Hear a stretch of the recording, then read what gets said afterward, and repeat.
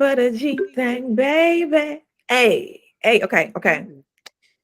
Welcome back to another fire episode of SiStar Talk. We have a special guest up in here. We got Karizi from the North, aka Karizi Pop, aka Wizzle Bear. Wizzle. Wizzle in this thing. And today is a very special episode, you guys. Because for one, we have an amazing guest, and for two, throw the confetti. It is Goddess Key's birthday. It's my birthday. It's my birthday. It's my birthday. Okay. No, you got to do your birthday dance, baby. You got to do your birthday dance. You got to do your birthday. It's your birthday. It's my birthday. It's my birthday. Hey. It's my birthday. Okay. Keto, we got to turn you up, man. Keto, how do you feel? First of all, they say a lady never tells her age. That's bull. That's a blessing to be another year older, wiser, greater, more vibrant and alive. But that's just my perspective. Tell us how you feel, baby. What's going on in your world? I feel good. Beautiful. Like, I just feel good. I woke up in good spirits, baby. I woke up. I just feel good. And you know what? Hey, I am 39 today. Baby, aging like fine wine. The girl aging backwards over there. Looking like money. You are a true goddess because seriously, you look amazing. And I'm so grateful that you feel amazing. I'm grateful that you are here celebrating with me virtually. I wish I was there in Memphis with y'all. Turn up, or better yet, y'all was over here at the island, kicking it with me, baby. Yes, on the island, baby. On the island. In due time. Y'all be here soon. Kidder, what's up, Kidder? Hi. Tell everybody hello. This is my amazing daughter, y'all. I introduced her with like 15 different names because anybody know if I love you, you got about 18 names. It's depending on how I feel that day. So Wizzle, aka Nakiria, is here today representing the millennials, right? Millennial, right? No. What you is in? Gen X, Gen Z, Gen X. The younger generation, y'all. Okay, so we're gonna dive right into this thing. Oh my goodness, Keita, I just put like this crown on your head. I just envision this crown on your head because baby, it is your day. You just wait. I'm gonna turn you up. But let's get into yo, baby. You're so beautiful, girl. You is beautiful. Oh, you sweet. Oh, y'all. Let me tell y'all, I am. Remember the last time we was on here and I had on my husband t-shirt? I ain't had no clothes here. I gave them all away. I was on this thing looking like who did it and why, but I still showed up. But I decided to pour into myself because that is the only way people truly benefit in my life is when I fill my cup first. So I feel good when I feel like I look good. And I went and got a whole new wardrobe. And yeah, I feel amazing wearing it. I really do. And let me tell you, baby, you look good, girl. You look good, girl. Baby, yeah. Eat it. Hey. Okay. Hold up, y'all. Hold up. Okay. Yeah. Let me just make sure I got everything on here going right. Okay, so make sure I had the layout right because I do my own tech work. So a little bit about what I've been going through over here, and I don't know. Y'all tell me how y'all been feeling and how y'all been vibing. Lots of dealing with triggers and emotions that I really am not like excited to feel, but the beauty is I'm learning the purpose of them. Like, we talk about our triggers and our boundaries and how we react and respond. Well, we really don't know how that shit gonna work until we're faced with that stuff. So I think it's just been like me, like really being faced with me saying, okay, you talk that talk because you're gonna walk that walk. And baby love, honey, baby chicken chai. Last cycle. I'm talking about every time I would turn around, bow, there you go, trigger. Bow, there you go. Like people, it's like people was lining up to test my gangster. And I was like, it was really challenging. So let's dive in on it, because I know yesterday me and Kira had a conversation and she was talking about triggers at work. And we ain't gonna throw back your employer out there because we want you to still keep your employment.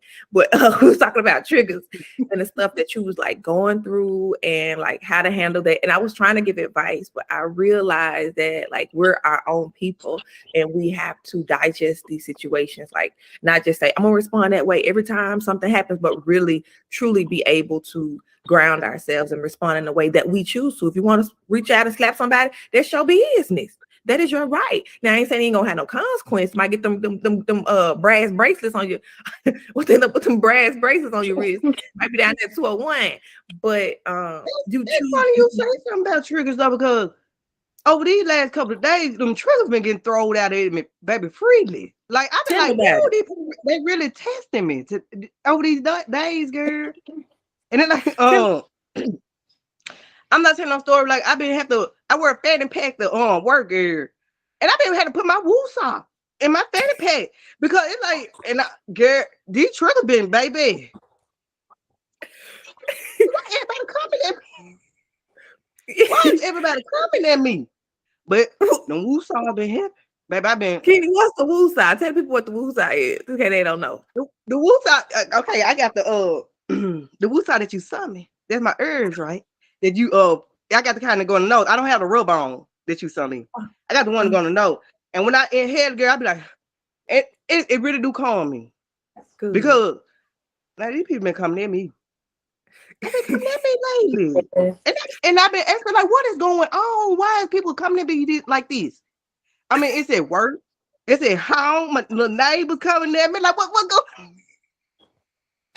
And then like, but then when I had a little incident with my neighbor or whatever the other day, and then and I was about to like respond in a way that I know wouldn't be cool, and I was like, okay, a G don't belong in jail, because I remember I said, okay, me and I talk about this, G do not belong in jail.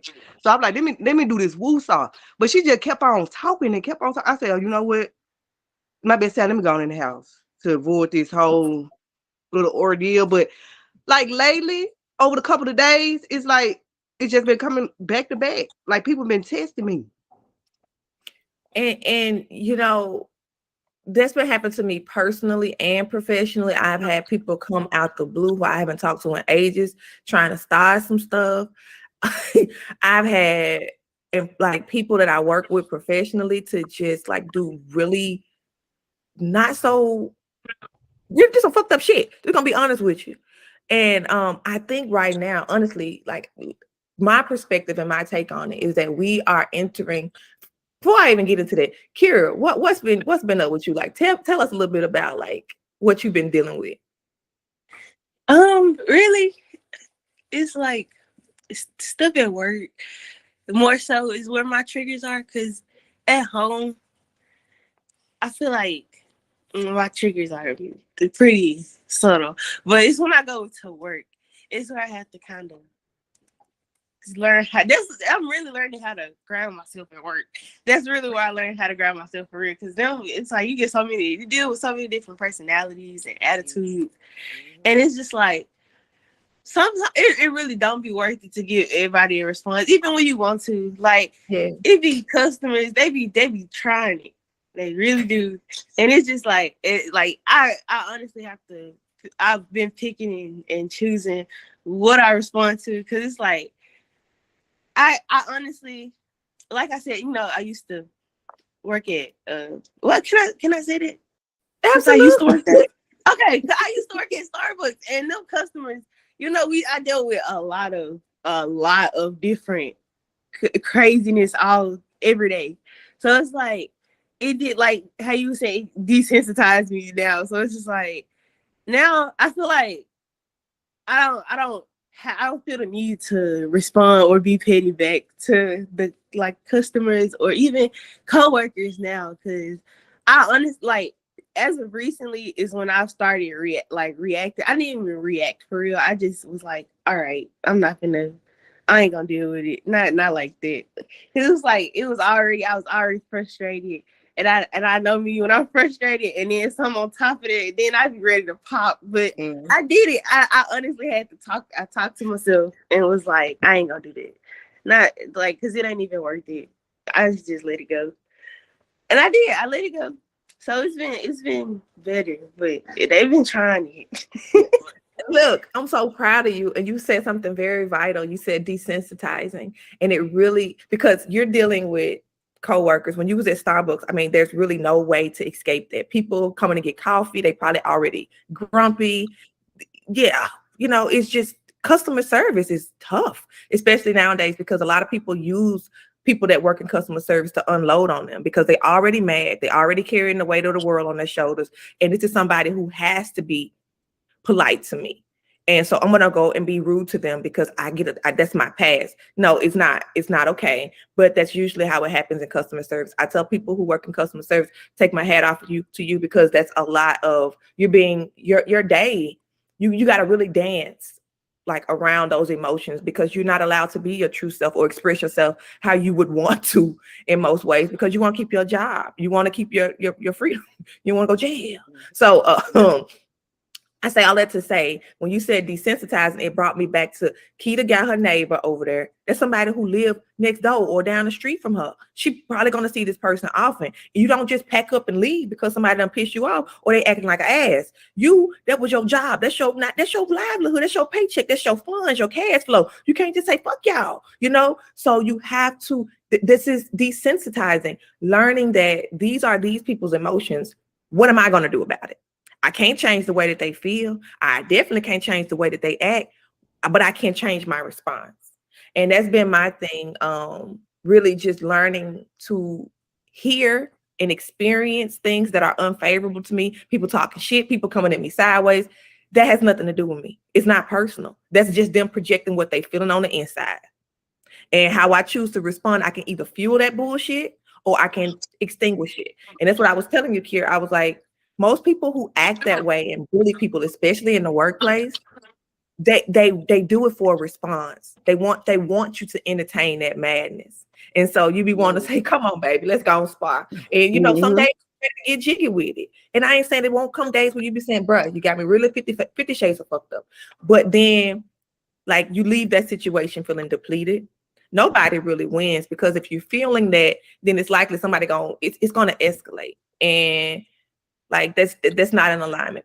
Bad things happen when stuff escalates. People are at an all-time high, like there's so much tension in the world right now because of the news, because of the stuff that's being fed to people physically and then emotionally. You see a lot. Like I don't know how y'all who did this, but they was putting the news on my phone. I said, no, baby, I don't want to hear about nobody getting shot in LA. No, man. Google do me like that too. Every time I go up to my Google search bar, it be some from the news just at the bottom of the search bar. I did not remember subscribing to no news. I don't want to hear that. I already know what's going on. Facts. And then it don't never be nothing good. It'll never be Don't never be none good.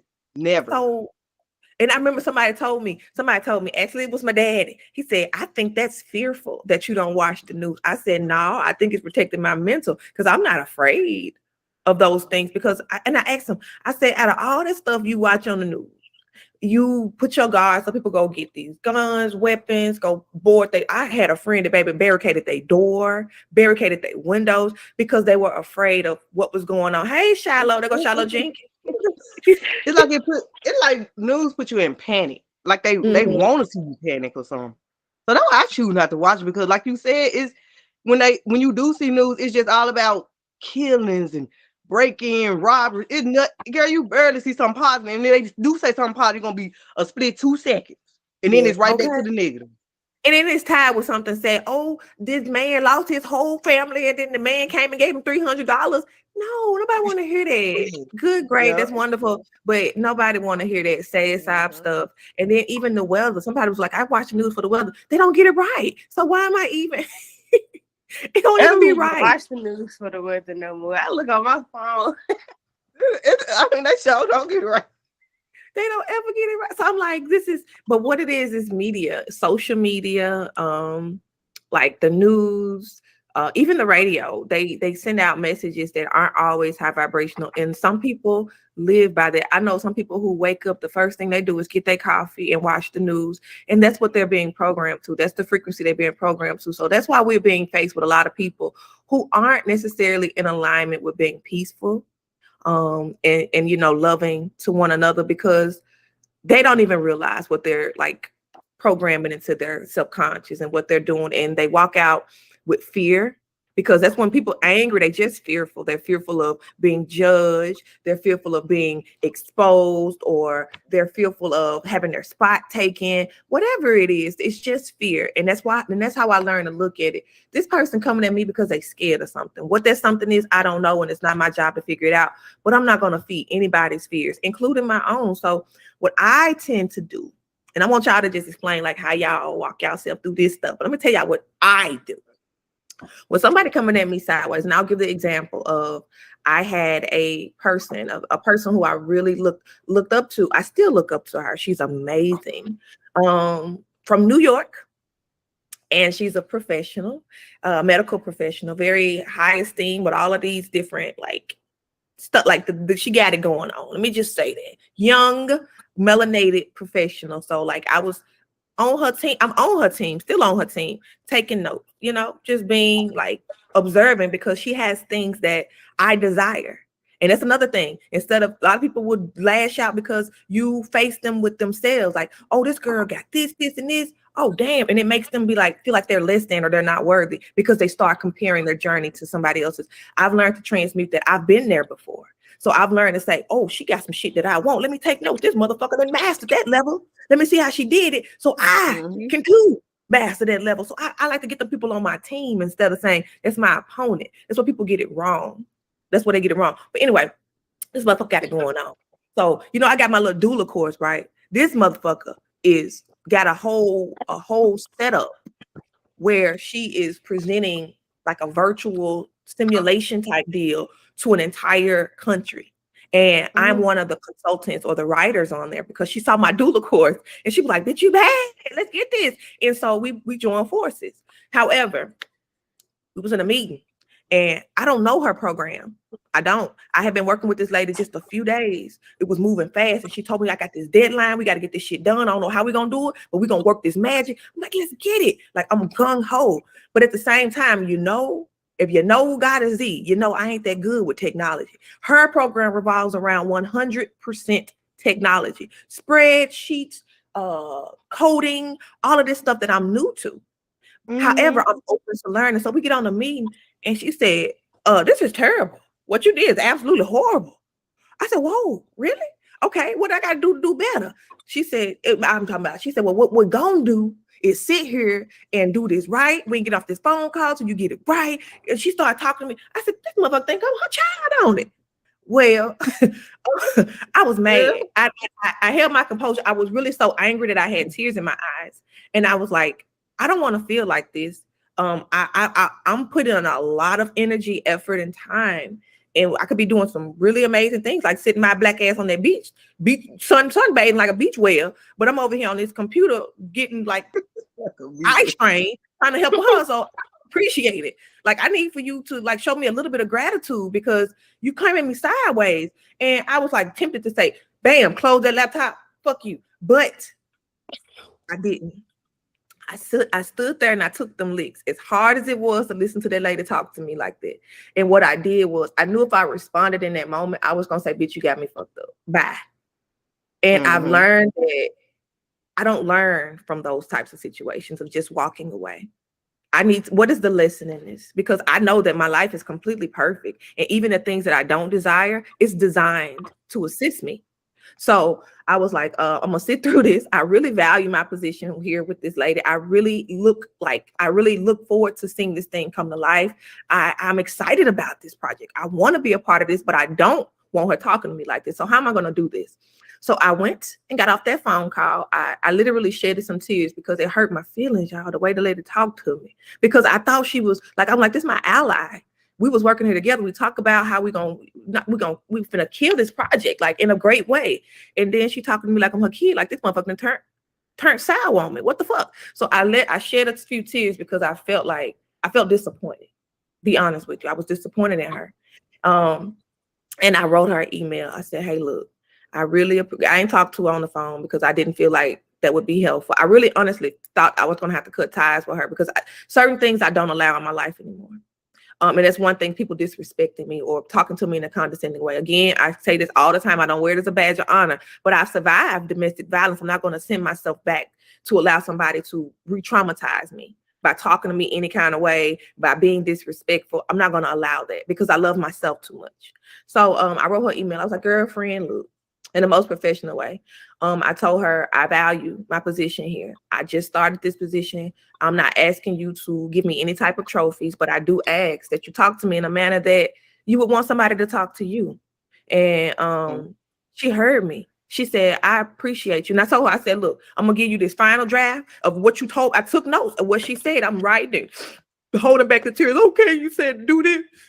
Like I'm mad, you know? And I took those notes. It really made me better. And I went and redid the entire assignment that she asked of me. And I submitted it to her. I said, I need you to read this. And you let me know if this meets your standards. And if it don't, we can go ahead and part ways. And she said, I gave you the words that this lady gave me changed my trajectory forever.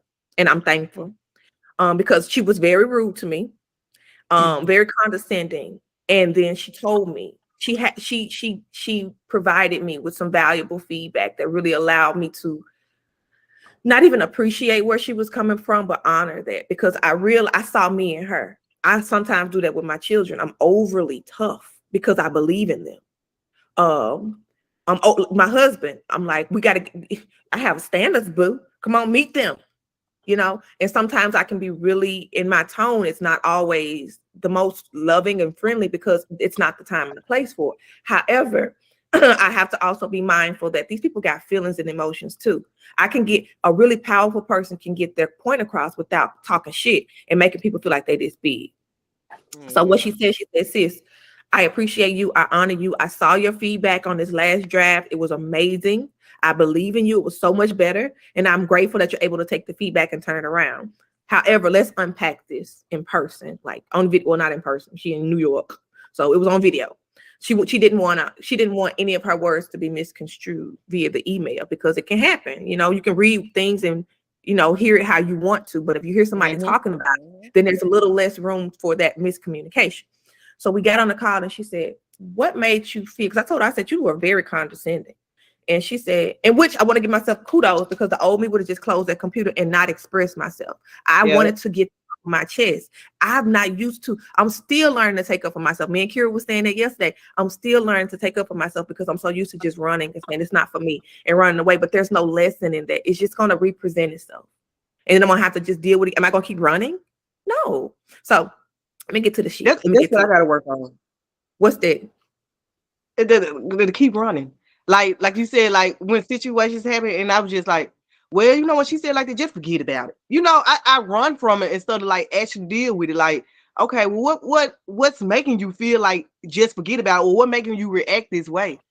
But I don't even not try to break it down and see. I just like, man, forget it. I'm gone. I'm out of here. Like, I don't know. I feel like for me, I don't deal with it nor run away from it. It's like when it happens in a moment, like I kind of will run away from it, but it's like I will hold on to it. Like I wouldn't let it go. Like I wouldn't be like something happened and I just keep thinking about it. And I'm just like, I have been there several times. I've been there several times. It's like it just stay on your mind the whole day. You try to leave it alone, but it just just stay there. It just, I know exactly what you're talking about. And that's because you didn't deal with it. You didn't. The emotions want attention, and you did not give them the attention that they need. So you just in there. It's going up and down your chakra system. This bitch, this motherfucker, replaying it in your head what you should have said. I should have said this when I had the moment, and that is not you're not going to release it. I mean, you can, but you end up dealing with that stuff for hours, days, sometimes weeks, and that's torture on your body. Oh my God, you just called it out, girl. Cause when it do happen, it's like it be on my mind for days. It'd be like, no, I should have reacted this way. No, I should have did like this. And like you said, it'd be on my mind for days. Oh, My thing, I'd be like, I don't know, because it's like somebody, it wouldn't even be something that'll make me sad. Like things that stick the most are the things that make me upset, because it's like I know how I know I would react if I could react in that way.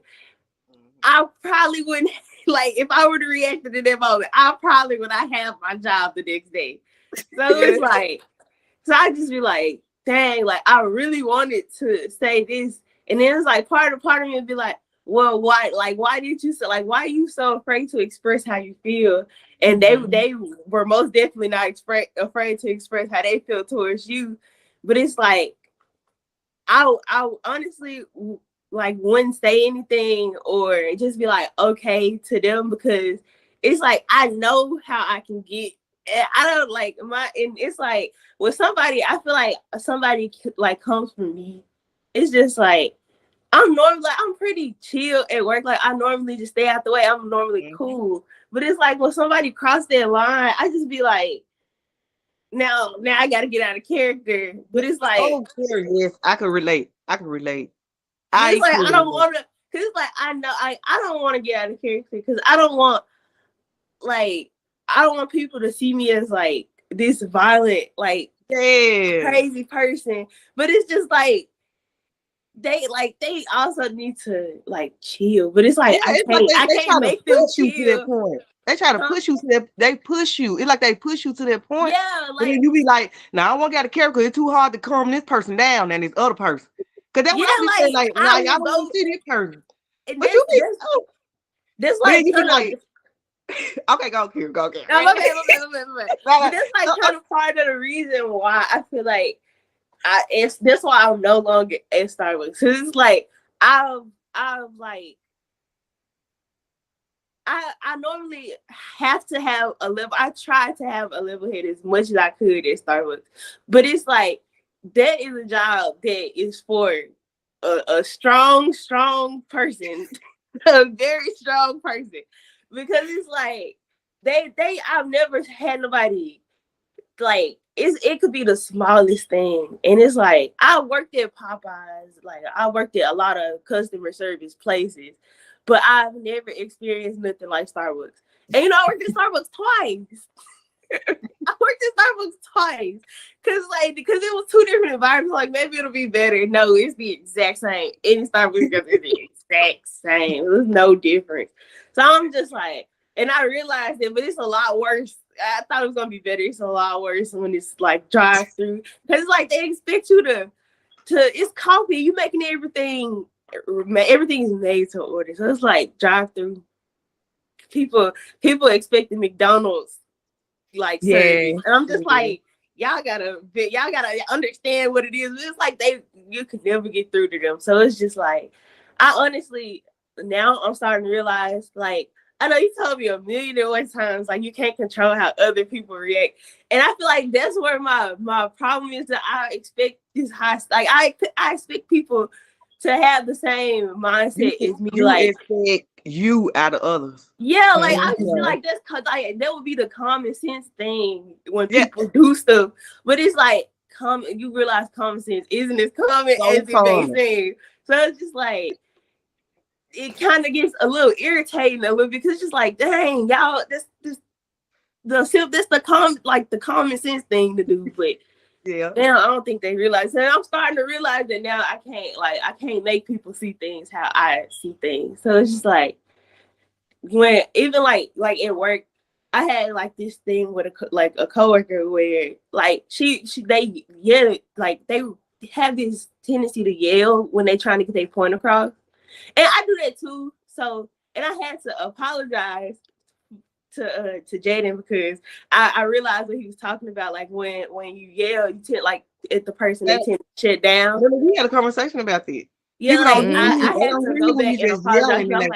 I didn't like how that felt at all. And I see what you mean. Like, I honestly had to go back, because I'm like, I didn't like that. And it made me feel some type of way when somebody did it to me. And it's like, it had happened so many times, and I just let it go so many times. And I finally, like, when I did speak to her about the situation and how I felt, I realized she wasn't trying to see me, like she was not gonna see me through. She kept trying to brush under the rug. She didn't take accountability for what it was. Cause she told me, like, when I let her know how I felt about her, like raising her voice at me, I was like, I didn't like that, and I don't feel like that was necessary. And her response was, okay, we're gonna forget about that. And then she was like, and to avoid this from happening in the future, don't talk so much next time. That I kid you not. And I was like, and at that point, that's what happened to me. At that point, because I was like, there is no getting through to her. There is no way to make her see how she made me feel. And she gonna like, and I'm not gonna sit here and keep thinking about it, because she gonna walk away and forget about it. And then she tried to come up to me with some candy. She's like, here's some feel better candy. And I'm like, oh, the nerve. Let's smack it out of hand. Okay. So what to do in a situation like that? Like what Kira just said, and you know, I told y'all about the situation, like the situation at work, right? When I expressed the lady about her using that word, and she said, "Oh, girl, I'll just get over it," right? So, okay, so I feel like, okay, now I done calm my nerves not to react off anger, and I talk to this person to let this person know how I feel about this. But what do I do when the person just give me a answer like that? Get over it. Like that, I mean, even more mad again. It does. However, what you did, it's the goal is not to get them to see eye to eye to you, because some people just aren't there. That takes a lot of emotional maturity. That takes a lot of emotional baggage. And what that takes is self-accountability. People don't want to own up to their shit. For her, Kira, to say she knew she was wrong, but she couldn't say that to you. That's why she offered you candy as a peace offering, because that would have made you right and her wrong. Oh, I was wrong. I violated. She put it back on you. That's projection. You need to stop talking. So anybody that talks that you feel like talk too much, you're going to disrespect them. You, Keita, with the lady with the saying the N word, and you telling her, hey, I don't feel comfortable with you saying that. You were expecting her to say, oh, dang, my bad, sis. Expectations. Stop expecting people. You just said people don't act the way I act. People don't. That common sense is not so common. People you don't know what somebody went through in their childhood. You don't know what somebody went through in their day. So a lot of people don't have to sit here and to be able to unpack that and to speak openly about that. That takes a great amount of courage, and it takes a great amount of self-reflection and introspection. And a lot of people just ain't there yet. And you're going to encounter, actually, most people aren't, to be completely honest with you. So what you do in that type of situation is release the expectation. You said your piece. They're not hearing you. Now I'm going to withdraw myself from this situation emotionally. I spoke it. I acknowledged it. I let it go. In the event that you're working with somebody like that every day, Keita, this person is saying the N-word. That is completely a direct violation. In my experience, when I go to them and they don't hear me out, and you still feel like it's okay to disrespect me, everybody got a boss, especially when you're working in a job. So I'm going to take it to somebody who will hear me. And at that point, if there's somebody won't hear me, or I don't feel safe or protected emotionally at my job, that's not the job for me. You don't deserve to go to work and be abused. You go to work to get your paycheck, not to become a slave, not to be beat down, not to be faced with more triggers and traumas. You don't go to work to spar every day. And your employer should value you enough to say, I'm not going to put this person under the fire, or they shouldn't have to deal with that working for me. And if they don't value like that, they don't value you like that, then it's time to rethink about that relationship. An employer is a relationship. Just if you was dating somebody or married to somebody, would you be constantly with that person if they continue to disrespect you after you tell them, hey, I don't like this? No. So you shouldn't tolerate that from anybody. It's across the board, from children, from jobs, from spouses, any type of relationships, whether they're professional or personal. People gonna step on your toes. They're going to try you. And your efforts to save that relationship, if you value it, is to speak your piece calmly.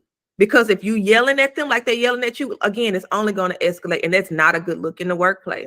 It's not. So it's really about self-regulation, being faced with those triggers. All of these situations is serving y'all. It may feel like bullshit, Like, this is ridiculous. It's for the birds. I shouldn't have to deal with this, but it's allowing you to grow. Don't look at it as something bad. I was listening to girl, NLE Chopper. My son Woody brought me a video. I was having such a fucked up day. I went out to the ocean and I came back and he had his phone in my face. I'm like, what the fuck? Why? And it was him. He said, I didn't know this dude could talk like this. NLE Chopper talked about going from rock, like having all of this money in the world, but being so depressed. And I know that you and my man are a fan of NLE Chopper. So I said, oh, yeah, my man was just talking about him today. Talking about he cut off his locks because he said he's doing a new start. Remember, just talking about him today here. The interview, he was getting his locks cut off and he was talking about his journey and his 3-year journey and how 2023 was going to be his year. But that kid spoke volumes. He spoke about using those tough times to fortify himself, because when we're at those times when we feeling like we got our back against the wall, we're at rock bottom, or this shit just ain't working out, that is such an opportunity to grow. You at ground zero. You done cleared out the bullshit. So it's time to really dive deep. Those points are really valuable. We don't like them. Those tower moments, as we call them in tarot, we try to dodge them. Those situations, those difficult situations, but that's really where it allows you to exercise that part of you that you didn't know existed. And for y'all, it's self-control and releasing the expectations of others. Somebody cussing at you, you want to get back jiggy with them. You want to say, oh, you ain't finna beat me in no cussing match, bitch. We finna go toe to toe. But in all reality, that does not help anybody. That person is reacting that way because they're afraid of something. So don't feed into that fear. You let them know how you feel calmly. And this is how I communicate. This is one of my techniques. I learned this in functional family therapy with Pookie, y'all, because y'all know Pookie ain't the easiest person to communicate with sometimes. So instead, I used to always say, you disrespectful, or you did this and you did that. You hurt my feelings. But I stopped doing that because they can say, that's not what I did. That's not, I start giving examples. Like the lady said the N word. This is how I would approach that. When you said the word nigga, it made me feel like you were disrespectful to my culture and to me. It made me feel disrespected and I really didn't appreciate you. So I pinpoint the exact action. So you can't deny it. I'm gonna repeat exactly what you said. And I'm going to tell you how what you said made me feel. So instead of pointing the finger and saying, oh, you fucked up, oh, you a hater, oh, you angry, or you violated, I'm going to tell you how you made me feel a certain way. Because at the end of the day, we can't feel anything that we don't choose to. So if somebody makes you feel less than, it's because you chose that shit. If somebody makes you feel angry, it's because you chose that shit. So we have to realize at the end of the day, we have a choice on how we respond. And again, if we value them relationships, we're going to continue to respond in the way of let's see how we can work this out. So getting back to the situation with the lady, I value that relationship. I feel like this shit gonna take me to the next level, personally and professionally. So I talked to her. When you said X, Y, and Z, it made me feel. She told me, you see how you wrote this? I don't want to see that again. I said, when you told me that, I felt like you were talking to a child. You could have just easily said, this is the way to do it. I want it that way from now on. In a way that didn't make, and then she sat me down and she said, I appreciate you for that. Because 1, you don't know me like that. We've been working together just a short amount of time. 2, I'm from New York. You from Memphis. 2 totally different cultures. New York people, I love them. They so smart and brilliant, but they ain't, they think we slow, we talk slow, we act slow. Not necessarily like delayed. Like a lot of got to dealing with approach. Like how you come at a person. Like I get it. Like you could come with me with criticism about like how I did this and what else to better me, but it's how you come to me. Don't come to me disrespectful and like I'm a child.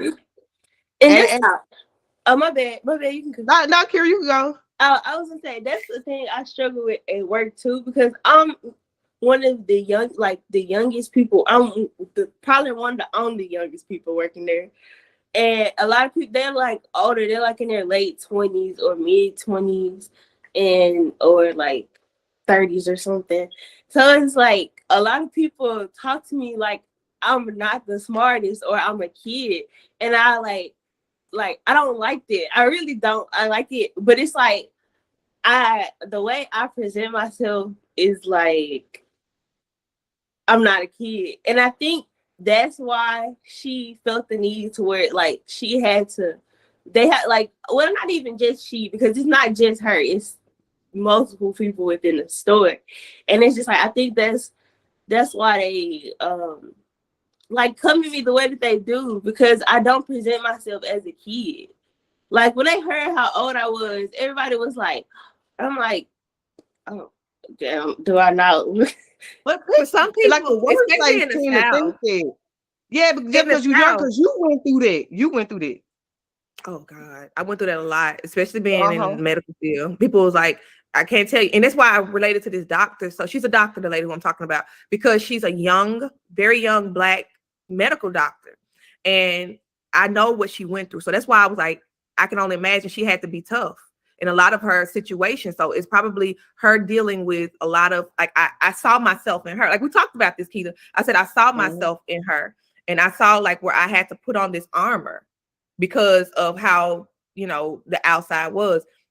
But I've learned that people, especially in the South, they think, because I don't know who developed this fucked up mentality, if you're younger than me, then I automatically know more than you, or you're automatically inferior because you're younger than me. That's a really big thing in the South. Oh, I'm the big sister. Okay, and oh, I'm the big brother. Oh, I'm older than you. Who gives a fuck? That has nothing to do with emotional maturity. But for some people, they can't unsee that. That's their mentality. That's their program. And you cannot make them unthink that. You just can't. But I've learned that kind of mentality really comes with bullying. Bullying. They like to bully, especially people that are younger than them. And that happens a lot in the workplace. And it sounds like that's kind of what you're dealing with here, is some professional bullies. But with bullies, they love a response. They love a fight. They love conflict. Don't give them what they want. And when when they realize that you're a target that's unfuckwittable, they're going to move on to another one. So when you continue to give those subtle cues, you say something to me, well, okay, I'll get it done. You still giving them a response. Oh, wow. You talk to them just like you're talking to them. Like this is the first thing that when somebody coming at me yelling and screaming, I let them finish. And I sit there and look at them because they want you to respond. They be like, this bitch ain't batted an eye. And they start to look real fucking dumb. They look stupid after a while.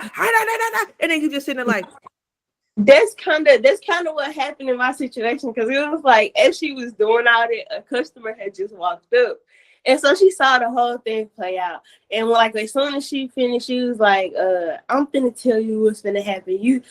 It was something so I think, I don't know if she was frustrated or what, but it was something so small. It was because she told me a specific time to go on break, right?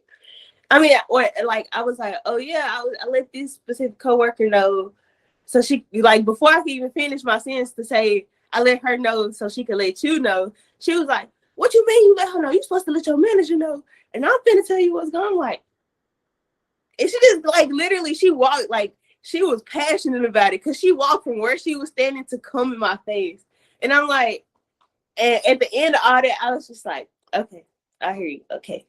And I just honestly, like, I left it alone and I walked away. And the customer looked at me and asked, like, right as I finished checking her out, she was like, "Hey, you have a nice yesterday," because there was some craziness right there. And that happens every time. And it's like every time something like outrageous like that happens, like even the situation that started with all the customers, like right after that was like, what kind of like craziness is going on there? Because I'm just like, and I'm like, I realized what you mean when you just sit there and let them finish. They just look so crazy on their behalf, because it's like from a distance, doing all this arguing, you can't tell who the fool is. You can't tell who the fool is from a distance. You don't know who the fool is because you're sitting there entertaining and engaging, and you're gonna be tired, exhausted, and probably ready to fight. It's only making you more upset, putting more stress on your body. So to be able to, I ain't saying just sit there and take that abuse. If you need to walk away, walk away. But what I do is, when them cuss words start coming, when people start yelling, initially, I just let them finish. And when they're done cussing and they out of breath, I ask them, "Are you done? Are you okay?" And sometimes that trigger them even more. And they start cussing again. And at that point, you remove yourself, but you're not engaging in that. And and they see that. And what that allows them to do is see themselves. Damn, this lady ain't even batting an eye, and I'm over here cussing and calling her crazy. Now I look silly for most people. Sometimes people continue, and in those situations you need to remove yourself, but professionally, seriously. And I mean, you did the right thing, Keith. If your neighbor keep talking, girl, I'm not going to engage in this. This ain't even worth my time. I got shit that I need to be doing. I got shit that I can be doing that really bye. No, Girl, bye. You're not even on my level. No, my exact word. I said, girl, bye. Girl, went clean on in the house. Have to dismiss it. You dismiss it.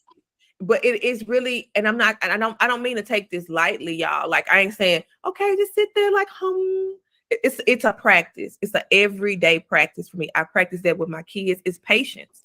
It's being able to let somebody voice their opinion, let somebody voice their truth. That's in their eyes. Kira, in her eyes, it was a little you, big her. And that's her perspective. Those are her eyes. You can't, it's not your job to get her to see anything different, but it is your job to remain safe, calm, and to protect yourself from like further abuse. So in that situation, and we talked about, you having to, make moves that are best for you, but realizing like, what is my end goal here? Not to be talked to that way. So I'm not going to talk to her that way. I'm not going to respond because I don't like it. Why am I going to talk to her that way? I'm gonna let her finish. And once she finishes, I'm going to ask her, is it okay if I go ahead and speak? Because we're not gonna have no shouting competition, because she started getting loud. You're gonna try to get louder. She gonna get louder, and it's just gonna escalate. I allowed you to finish. Can I speak my piece? And then you speak your piece. They continue to interrupt you. You know what? I tried. I'm gonna go ahead and walk away from this. You really, truly have to practice on being the bigger person. It's not the easiest thing in the world, but I promise you, it'll save you so much emotional strain and draining. And those people who really value, and that's how you weed out the undesirables. That's how you weed out what you want, what you will accept, and what you won't accept. Because when you voice your truth and the motherfucker say dismiss it, they don't value you. When you voice your truth and somebody wants to work with you and say, damn, that was fucked up, let's talk about how this won't happen again. Those are the people who deserve a spot in your fort. So with the lady, let me go ahead and wrap this up with the little lady real quick, y'all. So with the lady, we got on the call and she said, as a Black professional, I said, that was like PTSD. I've had very bad situations or encounters with medical professionals, especially doctors. So it kind of struck a spot with me. I don't do bedside nursing anymore. That's one of my very reasons that I don't, amongst other things. But I'm not going to sit here and leave that and then come to you and let you talk to me that way. And she said, you don't know me. And I could have conveyed that a better way, but she said, I want to tell you where I was coming from. She said, you were picked to work with me on this project out of hundreds of applicants that were way more, had all kind of letters behind their name. You got some letters, but they had some letters because I saw something in you. And that something really want me to allow you to do your best. She said, I sat on a call with you 2.5 hours walking you through how to do this. She said, I ain't got that kind of time. She said, but to be honest with you, it was not a good job that you did. And I would be wrong to sit here and tell you that it was when it wasn't. Now, my delivery could have been better, but it wasn't a good job. And we do have a deadline to meet. And this is professional. This ain't hand holding and kumbaya. She said, but I will be mindful moving forward the way that I speak to you, because we do have two totally different cultural backgrounds, but I do not want to re-traumatize you. I believe in you. And she said, I wouldn't have sat here and wasted my time if I didn't. And I honored that because she showed me how much she valued me. So just by you communicating to her and expressing how you felt, the way that she projected, the thing to you, she explained to you that like I picked you for a reason, and I know that you could do way better than what you gave me. Mm-hmm. But it's the way that she projected it. So that's when it comes to like the communication part of it. But like you said, that you can't communicate with a lot of people. So that's why I did choose to walk away in my situation. But I see what you're saying now, like communication and just letting that person know like how that did something to you. And that lady, and she basically like laid it out on the line. Well, this is why I did that. But I was wrong in the way they did that. And I appreciate you telling me that. So wow, that's a good thing. And it really salvaged a really beautiful relationship. It really did, because I could have just walked away, and then there's that opportunity to grow. There's that opportunity for me to, God knows what this project is. This project is huge. It's huge. We're going to be servicing over 700,000 people. So it's huge. So who knows what doors this will open for me? who knows, like all of the things that I would learn how to do in my own practice, right? And I would have walked away from that. And I realized my part in ego too. She said, I know you because I know me. And I'm looking at myself when I look at you. And she said that you are a perfectionist and you expect to get things right. And you don't like when people tell you that you did not do it right. And I said, ooh, wee. She said, I expected you to get it wrong. You were brand new to this. This platform is like nothing else that's out there. This is a position that you probably never had before. And I said, ooh, she right. I didn't like the fact that she told me I did that wrong. When I'm so used to people always saying, oh, you got it right. Go, girl. High five.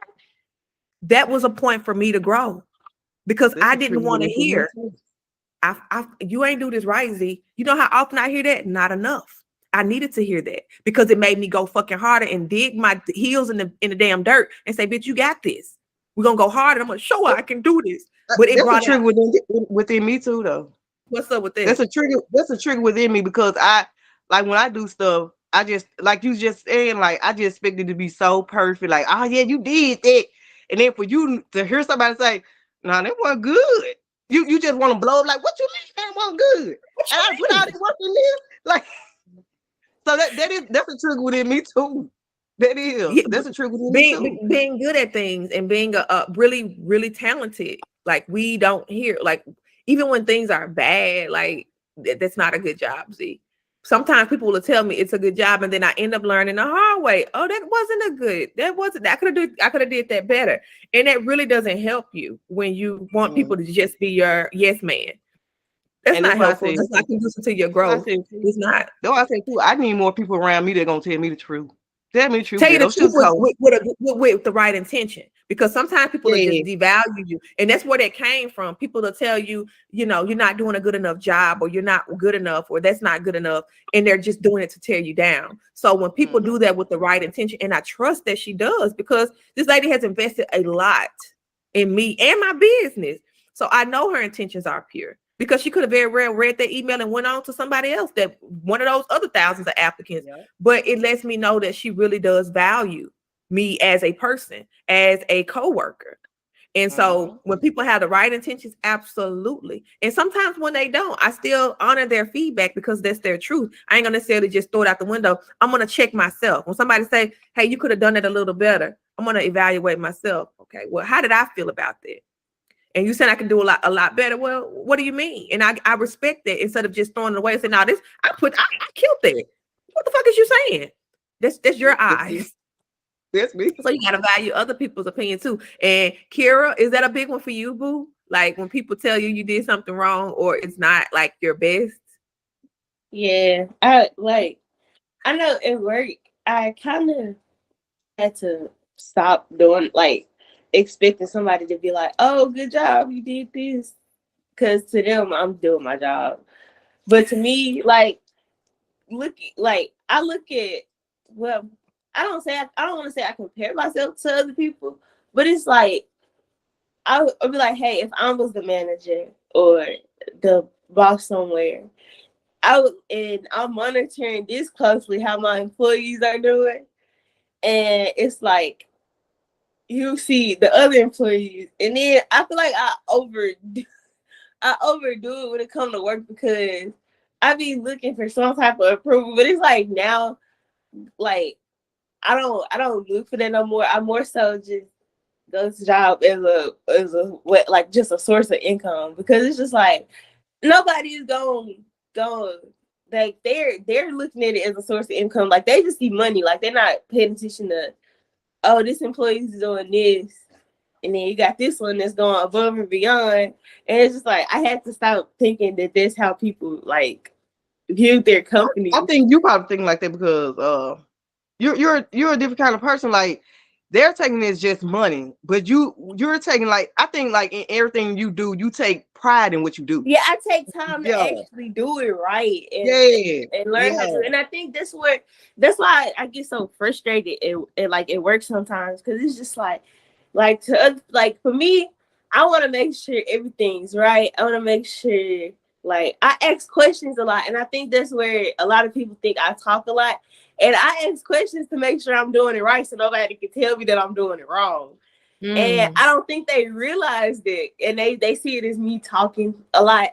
And so it's like an example. We have to count down the register, right? So it's like it takes me a little longer than other people, but that's just because I want to make sure it's good. Because I don't want to miscount something come up short, and I gotta go back recount. Just save everybody's time. Just let me take this little extra longer time to do it to make sure it's right, rather than me trying to rush through it because everybody ready to go. And then it's like it was that particular situation was frustrating for me because it's just like, dang, y'all want me to do it right, don't you? Like, but is that something like creating balance too, though? Like, because won't that kind of drive you crazy sometimes if you think like everything gotta be perfect? That's true. I think it can be both ways. That's a very valid point, Keita. Everything doesn't have to be perfect, or I don't have to. But that is how you operate. You're a business owner. Cure on Cosmic Sinks, baby. Them counters be lit. I'm so excited for the relaunch. Some whole smell good, baby. We on the lookout for that. So you're on your way to entrepreneurship. Yeah. But what I learned, I worked at Sonic. That was my very first job as a car hop, and then I got to be a manager, and that was one of my favorite jobs. However, I dealt with a lot of different personalities. I was facing myself a lot of times. I felt like sometimes I wasn't valued. But being a business owner now, those experiences help me. Don't lose that integrity because somebody don't appreciate it.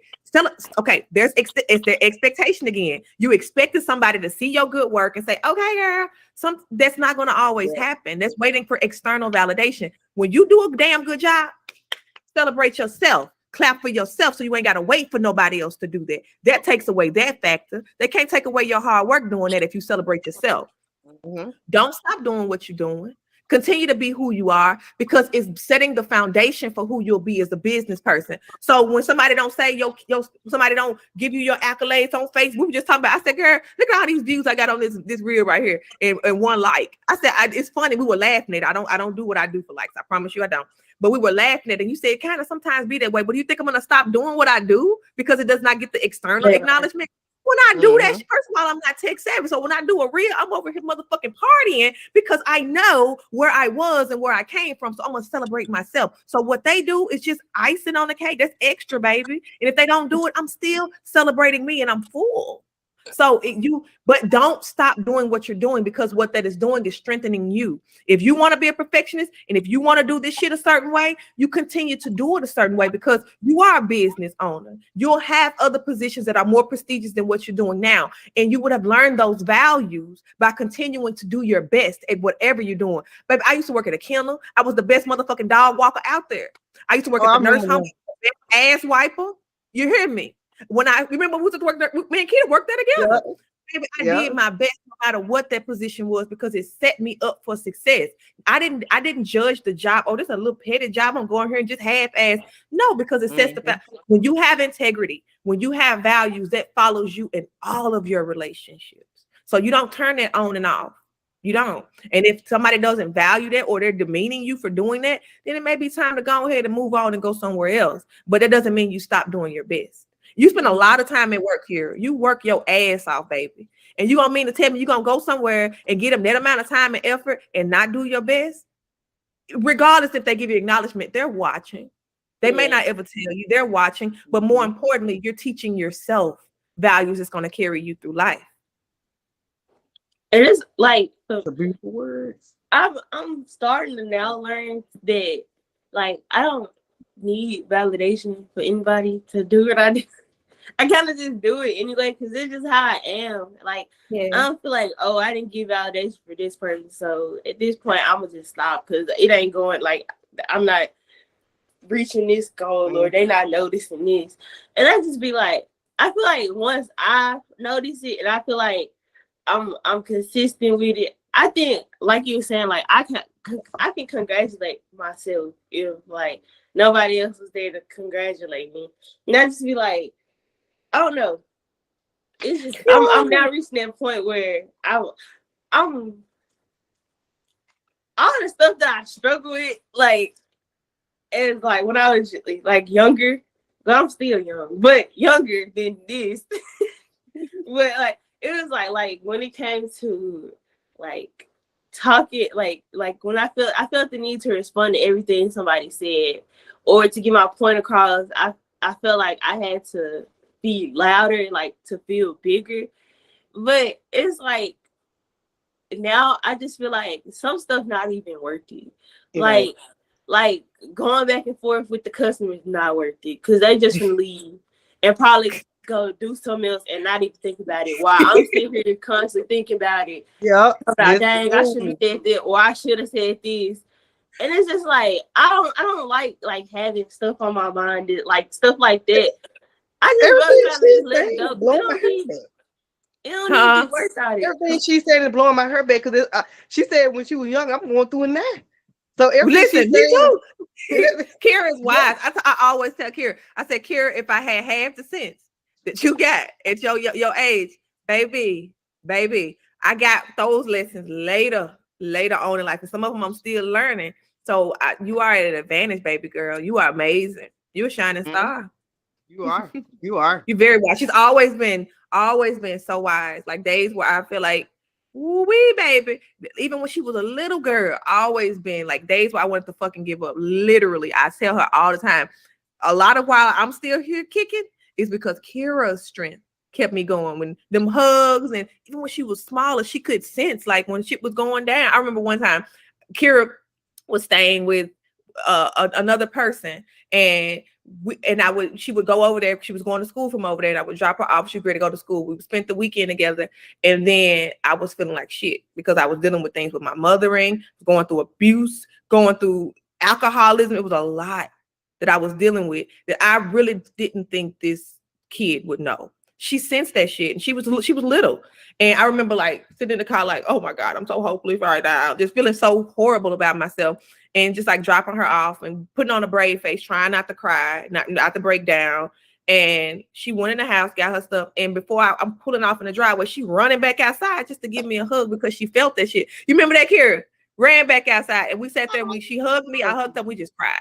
So Kira ain't new to this. She true to it. And she just really finding her way as an adult and just really learning because she's dealt with a lot as a kid. And I'm just so proud of her. Like she got her own place. She's always, not to say a job is an accomplishment, but for her to be so young and to be so have these goals and constantly meeting these goals. Like I've never seen anything that Kira done where she ain't knocked out the park.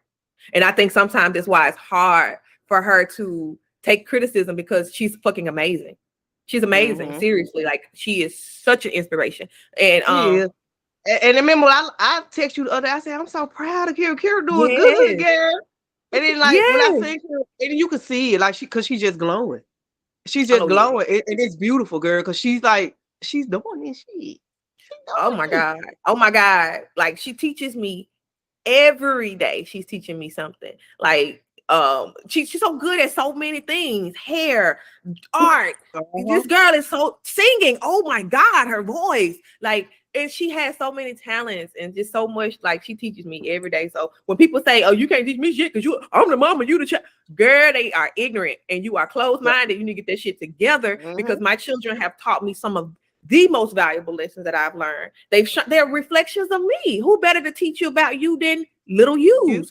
And like our relationship has just been such an experience that has allowed me to grow in so many ways. Even us being able to sit here and hold this conversation like we're holding. Like now, like I can talk when I'm going through shit. I'm like, oh, Kira, let me tell you what the fuck that happened today, girl. And she's able to hear me out. That's and why I be with like whatever.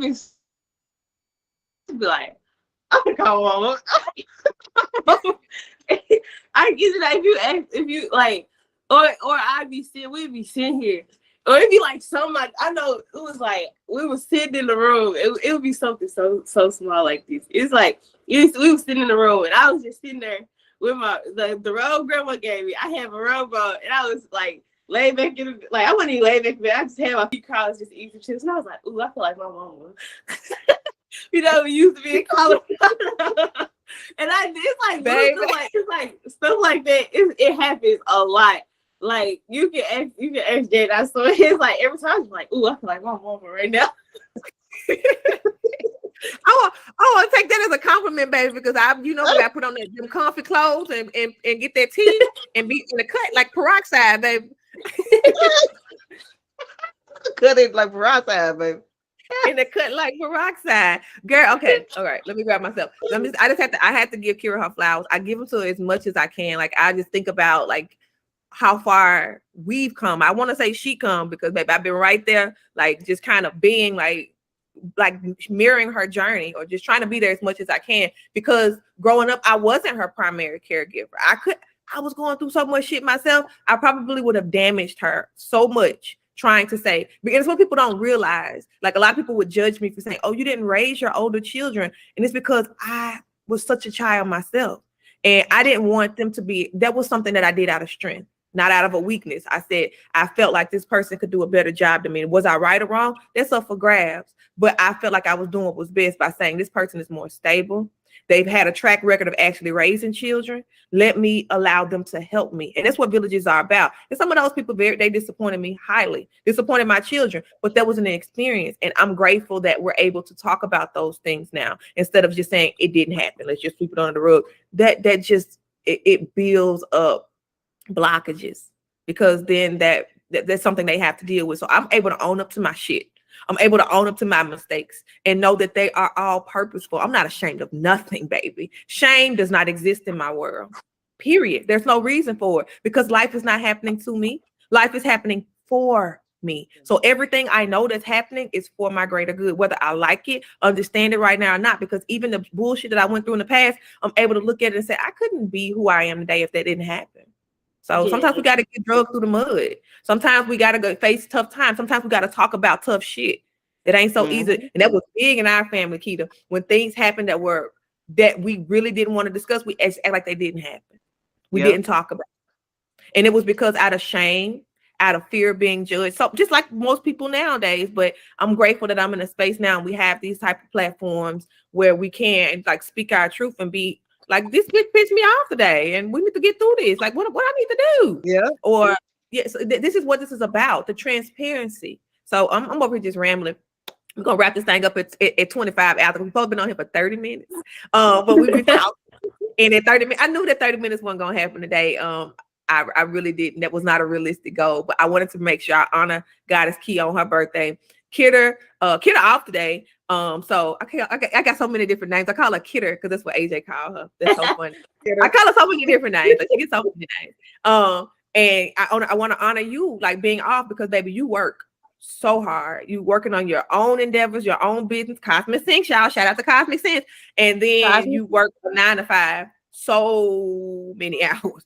Baby, you give people a lot of your time. And I want you to be able to recharge. So I don't want to be taking all of your time. And I'm so grateful that you're here. Kira's a night owl, baby. Kira's a night owl. So the fact that Kira texted me, she was really, I said, we're going to surprise Keita. We're going to surprise Keita. And we're going to get on there. And she's like, yeah, because everybody loves Kira.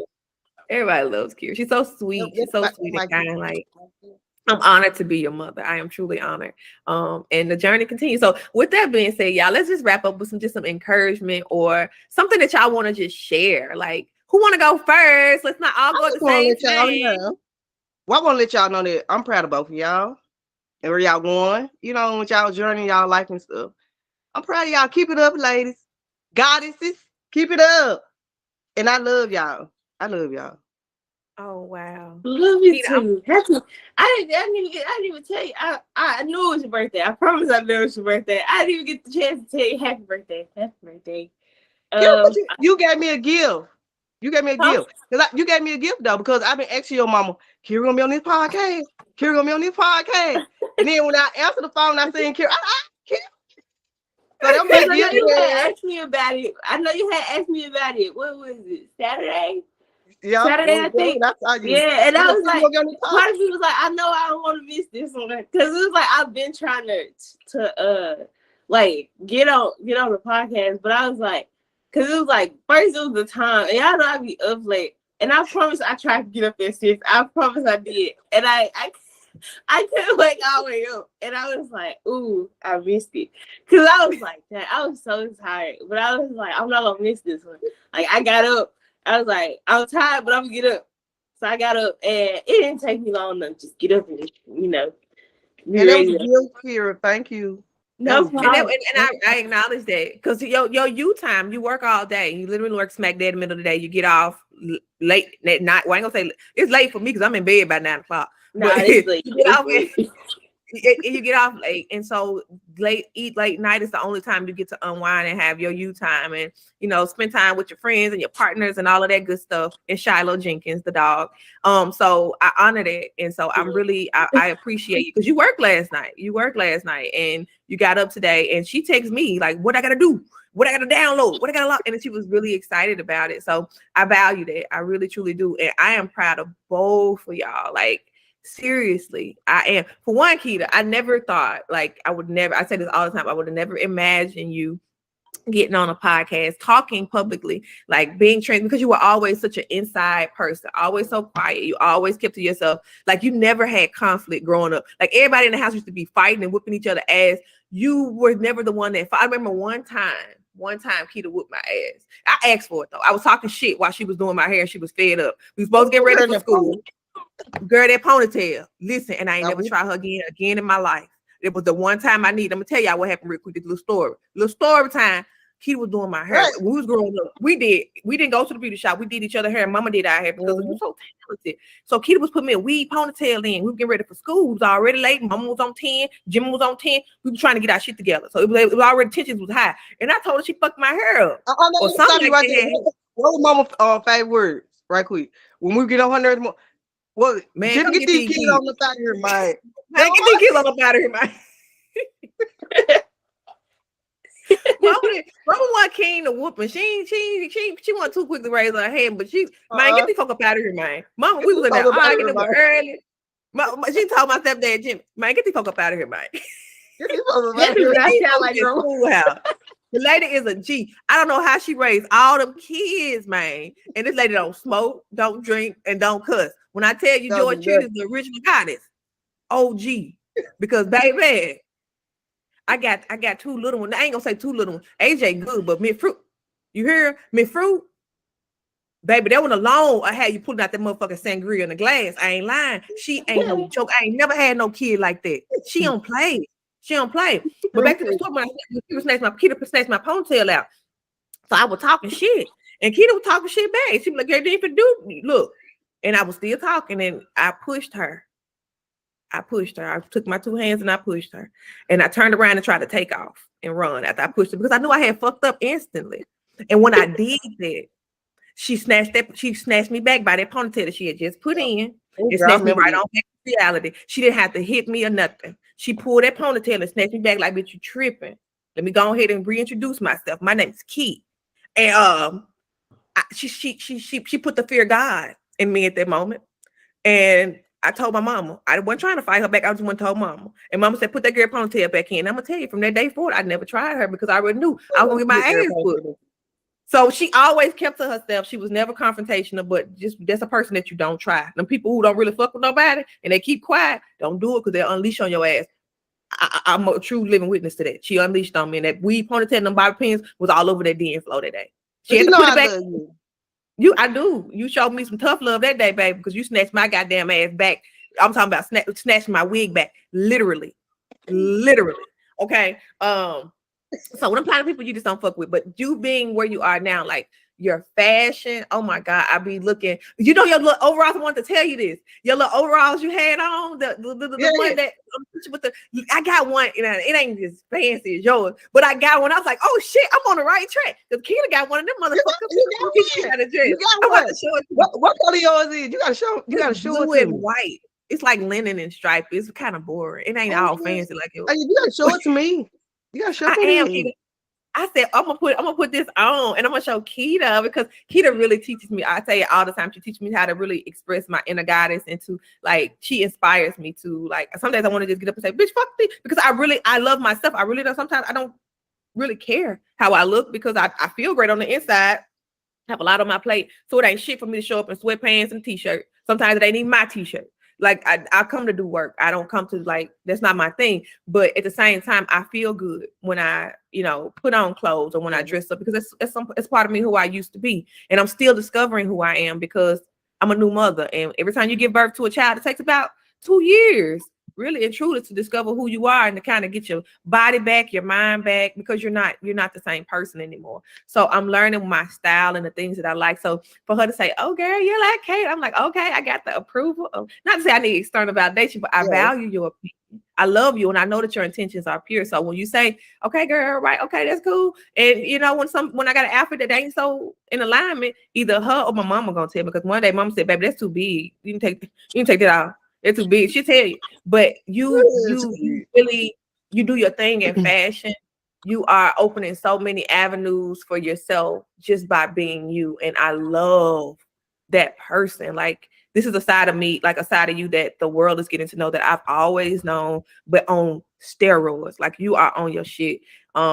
In your growth and evolution, Keita. It just, I love to just, like, when you're pouring out your heart, and when you're giving, it's true. It's true. I got to give you your flowers, because we don't often hear the things that we do to inspire others or how we inspire others. People just automatically assume that you know.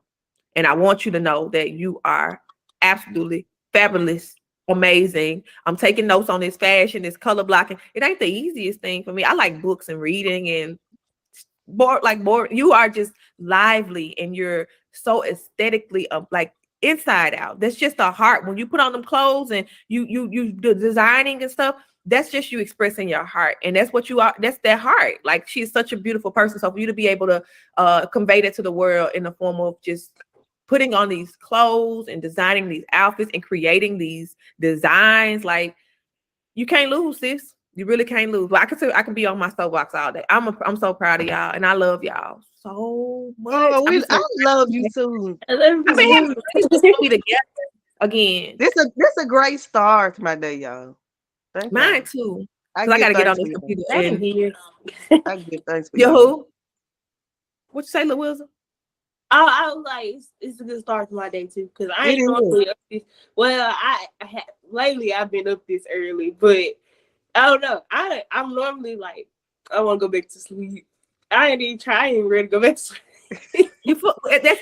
That's that mental food. That's that soul food for real. Because I got up today. Y'all know that little fox that be on the side of the bed like this. That's how I was. I think I fell asleep on the toilet too. I was like, I'm sitting on the toilet and was like, okay, just sitting there. And then I was using the restroom to doze off, because I think I actually fell asleep on, like, I was not like the most energized as I'm usually, like, because Fruit been giving me the business. She got them back molars coming in. Fruit been on my ass, y'all. I need a nanny. I'm APB for a nanny. Anthony said, "Who you think you is?" I think I'm me, and I need a break, and I'm getting a nanny. He's like, "What you think? I ain't doing a good enough job." No, you deserve to rest. I deserve to rest, and we're gonna get a nanny. And I don't care what nobody say. Yeah, I work from home, and I'm still getting a nanny. Fight me, okay? Anywho, because I need a break, man. Fruit, I was gonna make some harder palm last night. I'm telling you what she did. This is what she did. I had my harder palm from the fry them up, baby, for to make me some. You gotta show me how to do this. I bought me some, but you gotta show me how to do it. Girl, I will. It's so easy. It's so easy, girl. You just batter it and fry that stuff, and it's so simple. I promise. It's just the batter. But girl, I had my harder palm sitting there. I didn't want them to be cold, so I took them out the refrigerator so they can keep the room temperature, because they fry better that way. Fruit took that jar and said, "Wham!" Threw it right on the floor. Girl, I wasn't around. Daddy was in the kitchen cooking, and Woody was doing some dishes.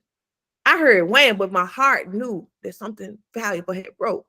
So I run downstairs, and I said, "What was that?" And Woody was throwing my harder palm in the garbage can. He had his hand with the, I said, "Where was my damn heart?"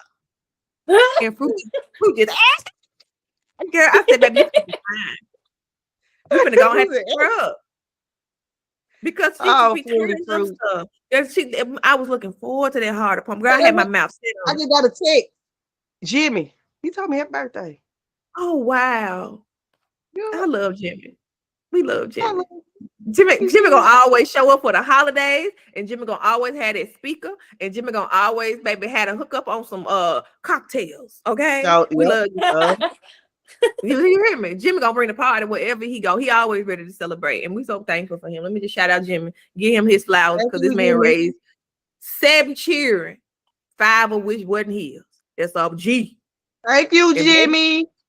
Thank you, Jimmy. We appreciate it. And he continues to pour into even our children. So, not our biological father, but baby, he raised us like his own.